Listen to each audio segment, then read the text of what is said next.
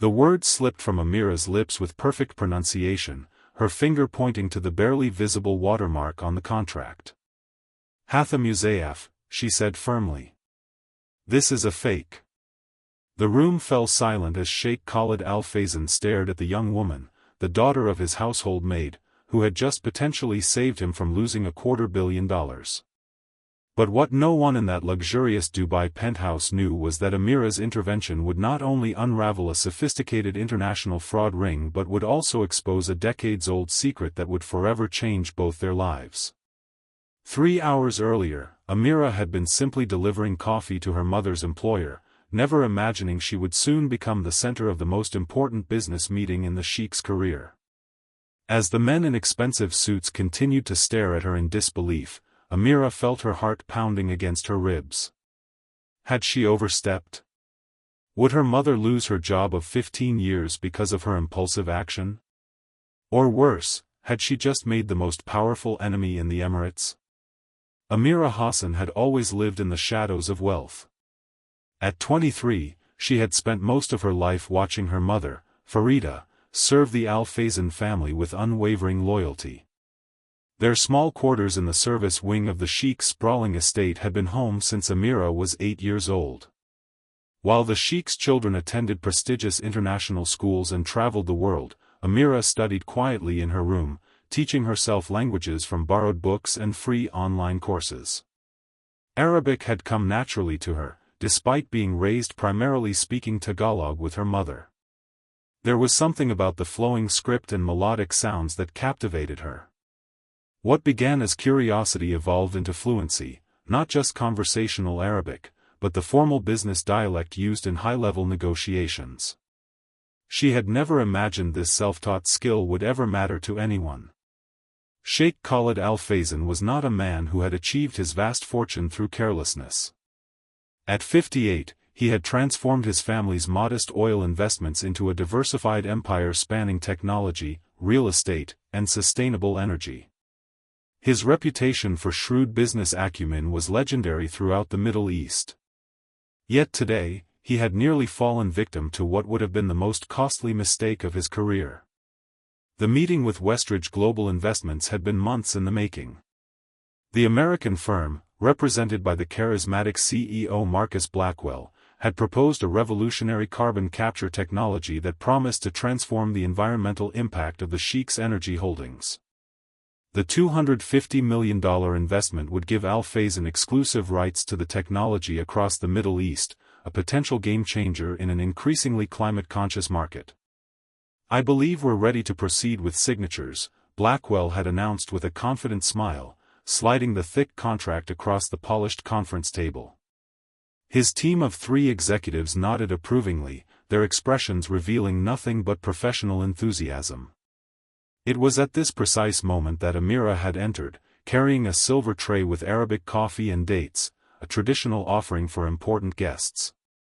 She moved quietly around the table, serving each person with the practiced grace her mother had taught her. The Sheikh barely acknowledged her presence, focused entirely on the documents before him. As she reached Blackwell, something caught her eye.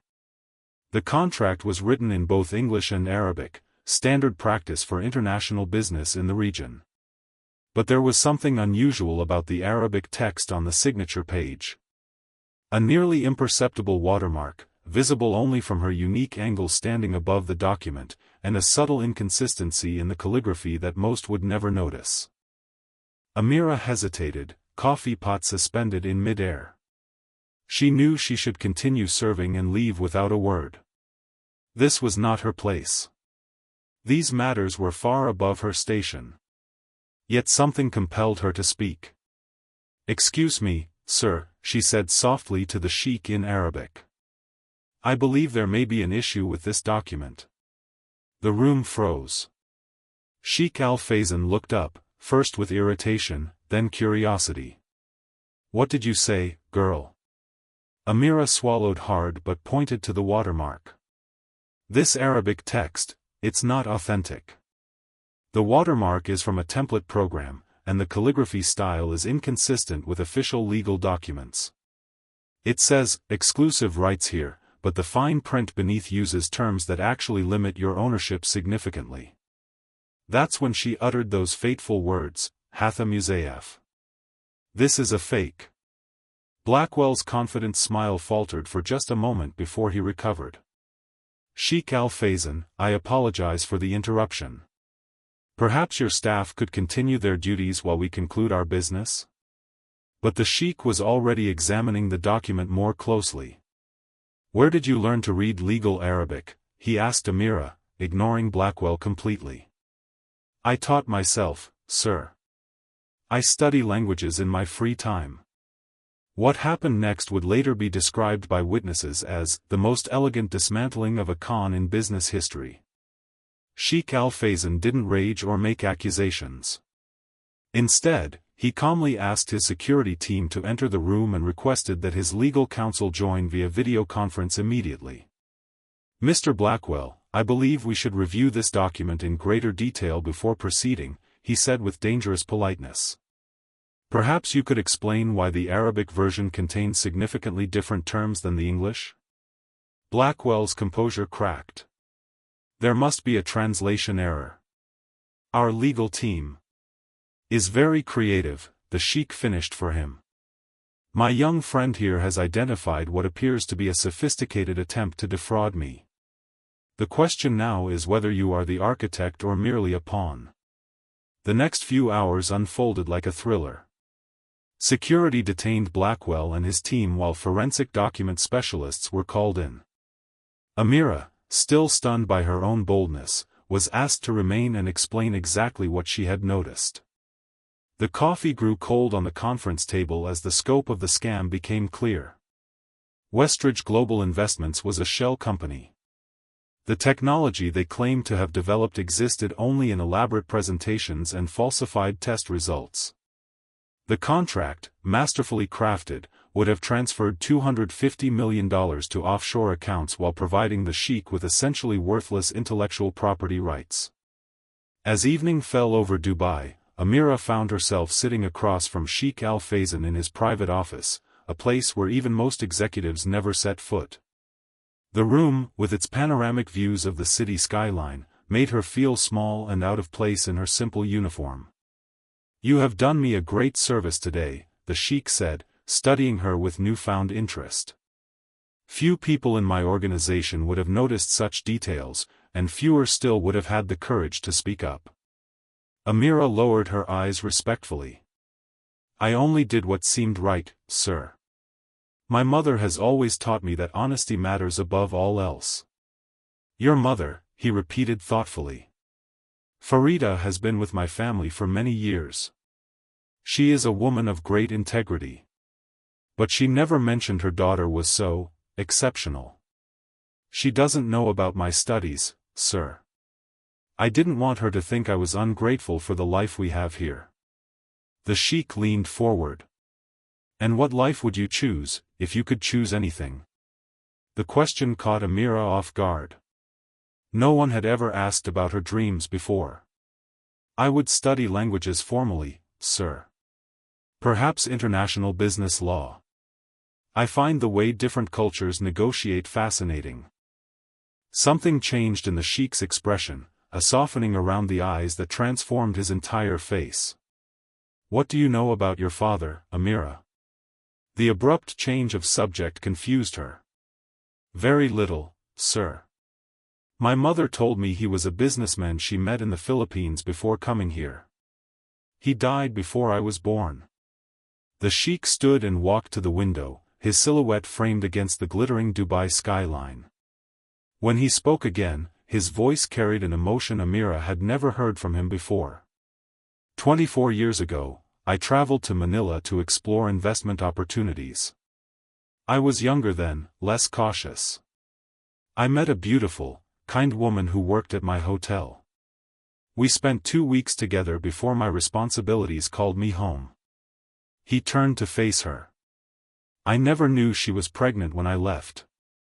Amira felt the room tilt around her. "Sir, what are you saying? Your mother came to work for me 15 years ago. When I saw her again, I recognized her immediately, but she gave no indication that we had met before. She never asked for anything beyond fair employment. It was only years later, when I saw a photograph of you in her quarters during a routine security update, that I began to suspect. You have your mother's beauty, but your eyes. He paused. They are unmistakably mine. The revelation hit Amira like a physical blow. The Sheikh, her mother's employer, was claiming to be her father. It seemed impossible, yet as she processed his words, pieces of her life began to shift into new patterns. Her mother's reluctance to discuss her father. The educational opportunities that had mysteriously been available to her despite their modest means. The occasional gifts that appeared on her birthday from distant relatives. "Does my mother know that you know?" she whispered. "We have never spoken of it directly. I believe she came to work for me to give you proximity to your heritage without demanding recognition. Farida has too much pride to ask for what she believes was not freely offered. Why tell me now?" The Sheikh returned to his seat. "Because today you proved something I have quietly hoped for years, that my blood runs strong in you. Your intelligence, your attention to detail, your courage to speak truth to power. These are qualities I value above all others." He gestured to the city beyond the windows. "Everything I have built, I built for my legacy. My sons manage portions of my business, but none possess the sharp eye you demonstrated today." Amira struggled to process everything. "Sir, I don't know what to say." "Say nothing yet. Think about what has been revealed. Tomorrow, we will speak with your mother together, if you wish. Then, if you are willing, I would like to offer you an opportunity to formally educate yourself and eventually take a position within my organization commensurate with your abilities." He paused. "And perhaps, in time, to know me as more than your mother's employer." That night, Amira lay awake in her bed, her world transformed. From the daughter of a maid to the unacknowledged child of one of the wealthiest men in the Emirates, it seemed like a fairy tale, yet the Sheikh's eyes looking back at her from her own reflection in the mirror made the truth undeniable. When morning came, Amira and the Sheikh sat down with Farida. There were tears, confessions, and finally, embraces that bridged decades of silence. Farida had never told the Sheikh about her pregnancy, believing his life too different from hers to share such a burden. She had come to work for him years later not to claim anything, but simply to allow her daughter to know something of her father's world, even if from a distance. "I never wanted to disrupt your life," Farida told the Sheikh. "You had your family, your position. You gave me a daughter and never asked for recognition or support," he replied. "There is no greater gift, or greater shame for me not to have known." The revelation of Amira's parentage was kept private, a secret shared only among the three of them. The Sheikh's wife had passed away years earlier, but he had 4 children from that marriage, 3 sons and a daughter, all older than Amira. How they would react to discovering a half-sister from their father's past indiscretion was a bridge to be crossed carefully and with time. For now, the Sheikh focused on giving Amira the opportunities she deserved without disrupting the delicate balance of his family dynamics. He established a trust for her education, allowing her to enroll in prestigious courses while maintaining a low profile. Privately, he began mentoring her, sharing his business wisdom during evening meetings in his study. Amira proved to be an exceptional student, absorbing complex financial concepts with remarkable speed. Her natural gift for languages expanded as she added French and Mandarin to her repertoire, understanding that the future of global business would require such skills. The Sheikh watched her progress with quiet pride, seeing in her the perfect blend of her mother's compassion and his own strategic mind. 6 months after the failed fraud attempt, Sheikh Al Fayzan faced another crisis. A competing business consortium was attempting a hostile takeover of one of his key technology holdings. The attack was sophisticated, leveraging regulatory loopholes and manipulating market perceptions through carefully planted media stories. Late one night, as the Sheikh reviewed documents with his senior advisors, Amira brought coffee to the meeting. As she served, she couldn't help noticing the patterns in the financial report spread across the table. "Excuse me, sir," she said quietly to the sheikh. "May I ask a question about these figures?" The advisors exchanged uncomfortable glances, but the sheikh nodded. "Go ahead." These trading patterns show unusual activity 3 days before each negative news story appeared. The same investment groups are moving large positions just before market sentiment shifts. She pointed to several entries. It appears someone with inside knowledge is coordinating the media attacks with trading positions. The room fell silent. The sheikh's financial director leaned forward, examining the data more closely. "She's right. How did we miss this?" "Sometimes fresh eyes see what experienced ones overlook," the sheikh replied, giving Amira a meaningful look. "This changes our defensive strategy entirely." With this new insight, the sheikh's team was able to trace the coordinated attacks to a former employee who had joined the competing consortium. Legal action was swift and decisive, ending the takeover attempt and resulting in significant financial penalties for the conspirators. This second intervention cemented the sheikh's belief in Amira's exceptional abilities. No longer content with keeping her in the shadows, he began introducing her at business functions as a special advisor, a vague title that raised eyebrows but avoided direct questions about her true relationship to him. Amira's life transformed in ways she could never have imagined. From the small servants' quarters, she moved to a luxury apartment in downtown Dubai, officially a gift from the sheikh to a valued employee, though many speculated about the true nature of their connection. She dressed in designer clothes, attended exclusive events, and gradually became known in business circles as the sheikh's protégé. Yet success brought its own challenges. Rumors spread about how a maid's daughter had risen so quickly in the sheikh's organization. Some suggested impropriety, others believed she was manipulating an aging man's trust. The whispers followed her through elegant ballrooms and executive boardrooms alike. "Don't let them disturb you," the sheikh advised when he noticed her discomfort at a particularly lavish reception. "In my world, success always breeds jealousy. Let your work speak for itself." Amira took his advice to heart, focusing on proving her worth through results rather than defending her position. When the sheikh assigned her to analyze potential investments in emerging technologies, she delivered reports so thorough and insightful that even his most skeptical advisors were impressed. 1 year after the day she had spotted the fraudulent contract, Amira found herself facing Marcus Blackwell again, this time in a Dubai courtroom. The international fraud investigation had culminated in a high-profile trial, and she had been called to testify about her role in uncovering the scheme. As she took the stand, Blackwell stared at her with undisguised hatred. The once charismatic businessman now looked haggard, his reputation and freedom hanging in the balance. "Ms. Hassan," the prosecutor began, "please describe for the court how you first became suspicious of the documents presented by Mr. Blackwell and his associates."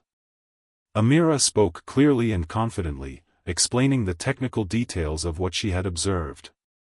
The judge leaned forward, clearly impressed by her articulate testimony. During cross-examination, Blackwell's defense attorney attempted to undermine her credibility. "Ms. Hassan, what formal training do you have in document authentication or legal Arabic?" "None, sir," she answered honestly. "I am self-taught in Arabic legal terminology through independent study."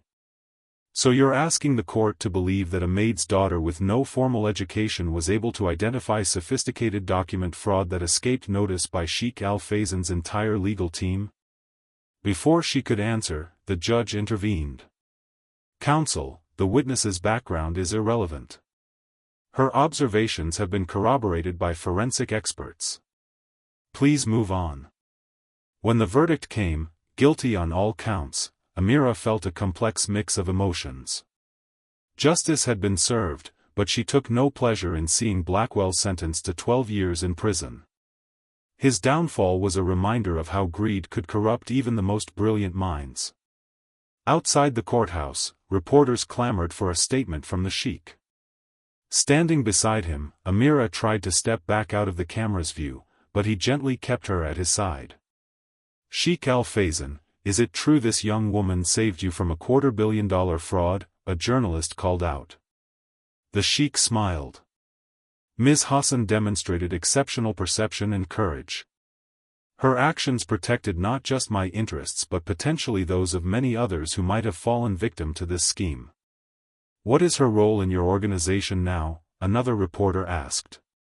The sheikh paused, looking at Amira with unmistakable pride. Ms. Hassan has a unique perspective that has proven invaluable to my business interests. Her future in our organization is limited only by her own ambitions. That evening, the sheikh invited Amira and Farida to dinner in his private residence, not as employees, but as guests. As they dined on the terrace overlooking the Arabian Gulf, the sheikh raised a delicate subject. I believe it is time we discuss the future more formally, he said. Amira, your contributions have proven too valuable to keep hidden behind vague titles and whispered speculation. Amira set down her fork. What are you suggesting, sir? I wish to acknowledge you publicly as my daughter. The words hung in the warm evening air. Farida's eyes widened with concern. Khalid, your other children, your reputation. I have lived too long concerned with appearances, the sheikh replied firmly. I have spoken privately with my other children. The reactions were mixed, as expected. But they will adapt. He turned to Amira. The choice, however, must be yours. Such an announcement would irrevocably change your life. Amira looked out at the glittering waters, considering the implications. Public acknowledgement would end the whispers about how she had earned her position, but it would bring scrutiny of a different kind. The business world would question whether she was truly qualified or merely benefiting from nepotism. The social circles of Dubai would dissect every aspect of her background and behavior. I need time to consider this, she said finally. My whole life, I've been Amira Hassan, daughter of Farida. To suddenly become Amira Al-Fayzan. The sheikh nodded. Take all the time you need. Whatever you decide, your position in my organization is secure based on merit alone. 2 weeks later, as Amira was reviewing investment proposals in her office, an urgent call came through. The sheikh had collapsed during a meeting and had been rushed to the hospital. By the time she arrived, he was in intensive care, surrounded by medical equipment and specialists. Stroke, the doctor explained quietly. The next 48 hours will be critical.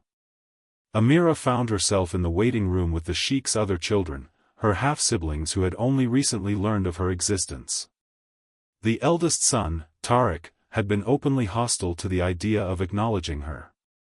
Now, he paced the room with barely contained anxiety. This is a family matter, he said pointedly when Amira entered. You should wait elsewhere. His sister, Layla, intervened. She has as much right to be here as any of us, Tariq. Father made that clear. The tension in the room was palpable. Decades of family history and expectations collided with this new reality. Amira considered leaving to avoid conflict, but something in her refused to be dismissed. This was her father too, regardless of the circumstances of her birth. I understand your concern for your father, she said calmly to Tariq. It's a concern we share. Perhaps that common ground is more important right now than our differences.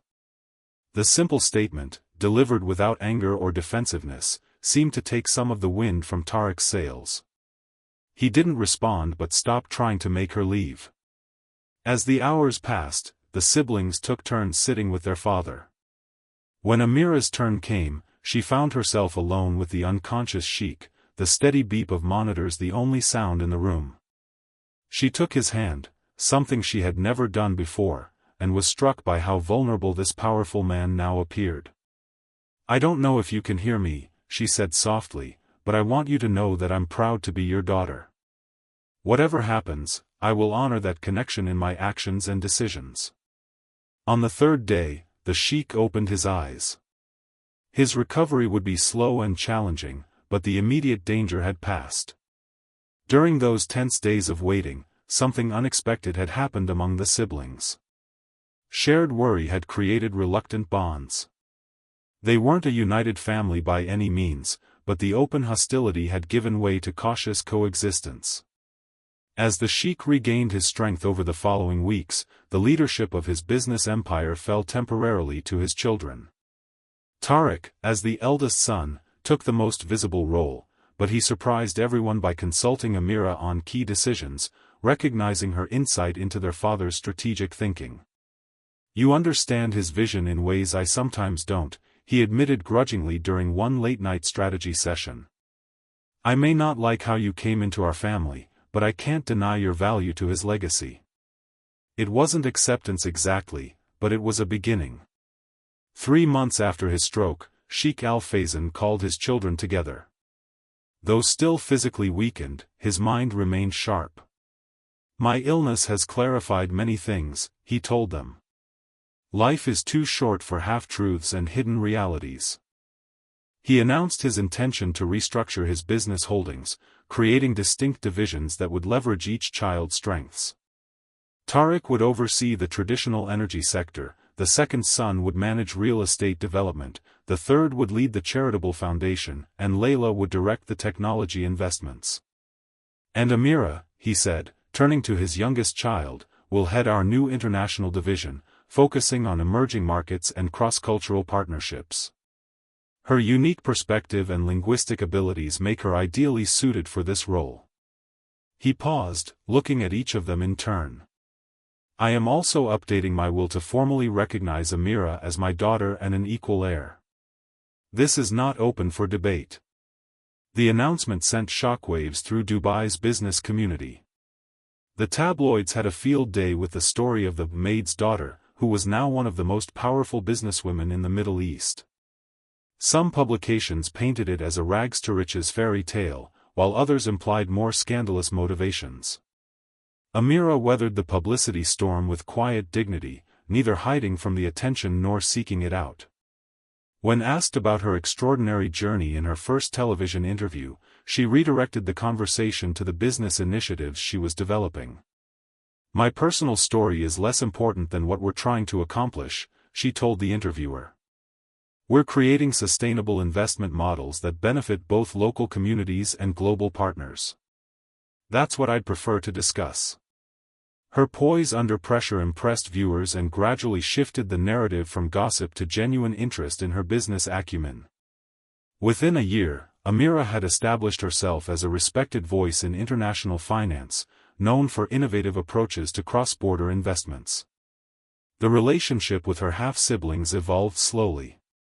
Layla became an ally first, the two women finding common ground in their experiences navigating the male-dominated business world. The brothers took longer, but professional respect gradually led to more personal connections. 5 years after that fateful day when she had spotted the fraudulent contract, Amira stood on the stage at the World Economic Forum, delivering a keynote address on ethical investment in developing economies. As she spoke confidently to the gathered global leaders, she caught sight of her father in the audience, older now and walking with a cane, but his eyes shining with unmistakable pride. Beside him sat Farida, elegant in a designer suit that still couldn't quite hide her natural modesty. The woman who had once served coffee to the Sheikh's guests was now seated among them as an honored family member. She had initially resisted this public elevation, uncomfortable with the attention, but had eventually accepted it as part of her daughter's new reality. After the speech, as congratulations poured in from world leaders and business titans, a young woman approached Amira, a hotel employee who had been assigned to the conference. "Ms. Al-Fayzan," she said hesitantly, "I just wanted to say that your story has inspired me.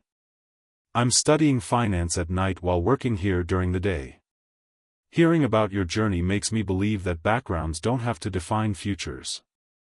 Amira smiled, remembering herself at this young woman's age, full of ambition but uncertain of her place in the world. "What's your name?" "Nadia." "Well, Nadia, let me give you my card. When you finish your studies, call me." We're always looking for talented people who understand both worlds. Later that evening, at a family dinner celebrating her successful presentation, Amira reflected on the extraordinary path her life had taken. From the daughter of a maid to a globally recognized business leader, all because she had noticed a detail and found the courage to speak up. "What are you thinking about so seriously?" the sheikh asked, noticing her momentary introspection. "I was thinking about how life can turn on the smallest moments," she replied. "If I hadn't entered that room at exactly that time, if I hadn't studied Arabic so diligently, if I hadn't spoken up." "But you did," he said simply. "And in doing so, you changed not only your own destiny but mine as well." He raised his glass to seeing what others miss, and to the courage to speak truth, even when no one expects to hear your voice. As the family toasted, Amira caught her mother's eye across the table. Farida gave her a small, knowing smile, the smile of a woman who had made difficult choices and sacrifices, never knowing how they would ultimately unfold. In that moment, Amira understood that her story was not just about her own rise from obscurity to prominence.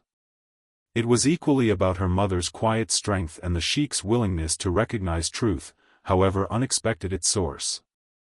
The greatest frauds in life, Amira had learned, were not just financial ones like Blackwell had attempted. They were the frauds we perpetrate upon ourselves when we accept limitations based on where we come from rather than recognizing where we might go. Her journey had begun with 4 simple words that had saved a fortune: Hatha Musayaf. This is a fake. But the real transformation had come from recognizing what was authentic: her abilities, her heritage, and her right to claim both. Today, when Amira mentors young professionals from disadvantaged backgrounds, she shares this philosophy: your circumstances may be real, but the limitations they suggest are often fake. Learn to tell the difference, and you've already begun to change your story. The Al Faizan International Foundation now provides educational opportunities to thousands of promising students from underprivileged backgrounds across the Middle East and Asia. Its most successful program, fittingly, focuses on language acquisition and cross-cultural business training, tools that had changed Amira's own life so dramatically. As for Marcus Blackwell, he eventually served his sentence and emerged from prison a changed man. In an ironic twist, he now works as a consultant helping companies identify potential fraud schemes, his expertise in creating them having made him uniquely qualified to detect them. When asked in an interview if he resented the woman who had exposed his scheme, he surprised many with his answer. "Ms. Al Faizan did me a favor, though it took me years to see it," he said. "She stopped me when I was becoming someone I didn't want to be." Sometimes our worst moments can lead to our best redemptions. The story of the maid's daughter who saved a billionaire from disaster continues to inspire people around the world, not because it ended with wealth and recognition, but because it began with courage and integrity. In a world where appearances often matter more than substance, Amira's journey reminds us that sometimes, the most powerful position is simply standing in the right place, at the right time, with the courage to say, "This is a fake." If you found Amira's extraordinary journey from serving coffee to saving empires inspiring, please like this video and subscribe to our channel for more remarkable true stories of courage, identity, and unexpected heroes. Remember, sometimes the most powerful words are the ones we almost don't say, and the most important voices are the ones no one expects to hear.